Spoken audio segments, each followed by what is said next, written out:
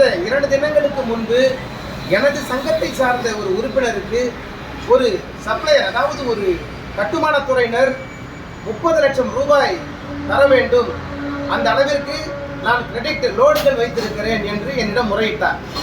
அந்த பணம் ஏறத்தாழ 6 மாதங்களாக தரப்படவில்லை என்று அவர் முறையிட்ட காரணத்தினால் நான் நேரடியாக அந்த அலுவலகத்திற்கு சென்று பேசினேன். பேசும் பொழுது அங்கே இருக்கக்கூடிய அந்த கட்டுமானத்துறையினர் என்னிடம் மிகப்பெரிய அதிக அளவிலான புகார்களை அடுக்குகிறார்கள், பட்டியலிடுகிறார்கள். அதில் பிரதான புகார் என்னவென்றால், அதாவது லாரிகளிலே ஏற்றக்கூடிய சரக்குகள் எம்சாண்டாக இருக்கட்டும், ஜல்லியாக இருக்கட்டும், அந்த சரக்குகளை குவாரிகளிலே எடுக்கும் பொழுது ஒரு 10 வீல் லாரிக்கு 19 டன் 600 கிலோ ஏற்றலாம் என்ற ஒரு விதி இருக்கிறது. இருப்பினும் அதிக பாரம் ஏற்றினால்தான் அந்த வாடகை போதுமானதாக இருக்கும் என்ற காரணத்தினால் ஒரு 10 வீல் லாரியிலே 25 டன் எம்சாண்ட் ஏற்றி அதற்கான கட்டணத்தை செலுத்தி பில் பெறப்படுகிறது. ஆனால் இங்கே லாரிகள் வந்து நிற்கும் பொழுது அந்த உரிமையாளர்கள் என்ன செய்கிறார்கள் என்றால் 35 டன், அதாவது ஏறத்தாழ 10 டன் கூடுதலாக இவர்களே பில் தயாரித்து அந்த வாகனத்தில் கொடுத்தனுப்புகிறார்கள்.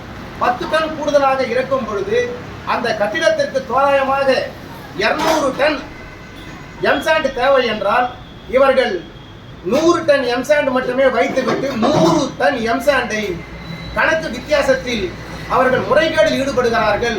ஆகவே எங்கள் கட்டிடத்திற்கு கட்டுமான பொறியாளர்கள் அளவிட்ட எம்சாண்டை விட குறைவாக, அதாவது மெட்டீரியல் ஷார்ட்டேஜ் ஏற்பட்டிருக்கிறது. ஆகவே தான் இந்த உரிமையாளருக்கு நாங்கள் இந்த பணத்தை பிடித்திருக்கிறோம் என்று அவர்கள் அம்பலப்படுத்துகிறார்கள். ஆகவே நான் கட்டுமான துறையினருக்கு ஒரு வேண்டுகோள் விடுக்க விரும்புகிறேன்.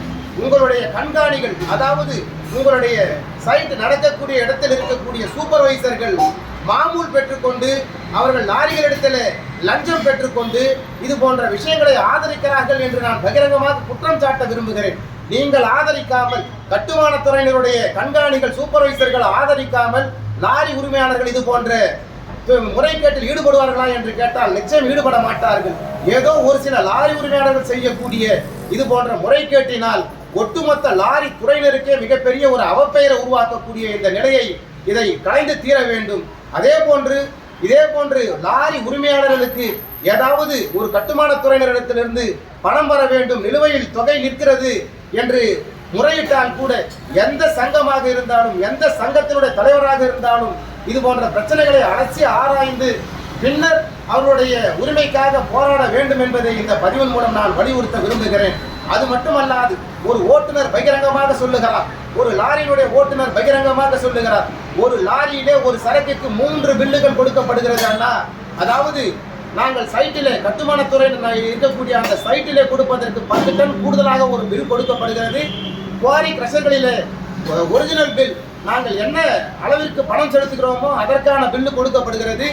ஆர்டிஓ அலுவலகத்தில் சாலையில் நிற்கக்கூடிய ஆர்டிஓ அலுவலர்கள் மற்றும் காவல்துறை நிலையத்தில் காண்பிப்பதற்காக குறைவாக ஒரு பில்லு போட்டு கொடுக்கப்படுகிறது. ஆகவே ஒரு லாரியில் ஓட்டுநர் 3 பில்லுகளை வைத்துக்கொண்டு பயணிக்கக்கூடிய அவல நிலையை அழித்தொழிக்க வேண்டும் என்பதை இந்த பதிவின் மூலம் நான் தெரிவித்துக் கொள்ள விரும்புகிறேன். பல கோடிக்கணக்கில் வர்த்தகம் செய்யக்கூடிய லாரி உரிமையாளர்கள் பெரும் அளவில் பாதிப்புக்குள்ளாகிறார்கள்.